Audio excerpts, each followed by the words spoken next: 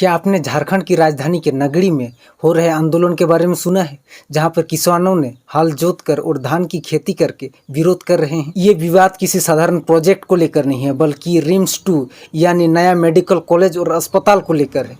लेकिन यहाँ पे सवाल उठता है कि क्या मेडिकल कॉलेज जैसी जरूरी चीज़ों के लिए भी इतना विरोध क्यों हो रहा है। देखिए, रांची में मौजूद रिम्स अस्पताल पूरे झारखंड का सबसे बड़ा सरकारी अस्पताल है, लेकिन वहाँ मरीजों का दबाव इतना ज़्यादा है कि एक्सपेंशन जरूरी था। इसलिए सरकार ने लगभग 1074 करोड़ रुपये की लागत से नगड़ी मौजा में 110 एकड़ जमीन पर रिम्स 2 बनाने का प्रस्ताव रखा है।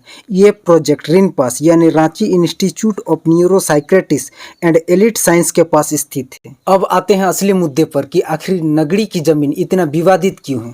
दरअसल ये जमीन कई दशकों पहले सरकार ने अधिग्रहित कर ली थी, लेकिन समस्या ये हुई कि अधिग्रहण के बाद दशकों तक यहाँ कोई निर्माण कार्य नहीं हुआ और जब जमीन यहाँ पर खाली पड़ी रही तो वहाँ के आदिवासी और स्थानीय किसान ने वहाँ पर खेती करना शुरू कर दिया। लेकिन अब उन स्थानीय किसानों का कहना है कि हम पीढ़ियों से यहाँ खेती करते आ रहे हैं, यही हमारी रोजी रोटी चलती है। लेकिन 2025 की शुरुआत में सरकार ने इस जमीन पर फेंसिंग और सीमांकन का काम शुरू कर दिया और यहाँ से विरोध तेज हो गए। लोगों ने कई तरह के संगठन बनाए, जैसा नगड़ी जमीन बचाओ संघर्ष समिति, और 24 अगस्त 2025 को किसानों और वहाँ के स्थानीय आदिवासी हल जोतो रोपा रोपी कार्यक्रम किया। इसे रोकने के लिए प्रशासन ने वहाँ BNSS की धारा 163 और 200 मीटर के दायरे में 144 धारा लागू कर दिया गया। मैं आपको बता दूं, नगड़ी की जमीन का विवाद अभी से नहीं है, बल्कि 1970 के दशक में शिबू सोरेन ने भी इस इलाके में धन कटने आंदोलन चलाया था।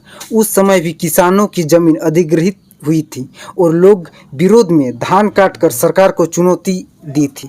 अब यहाँ सवाल उठता है कि मेडिकल इंफ्रास्ट्रक्चर इतना जरूरी है।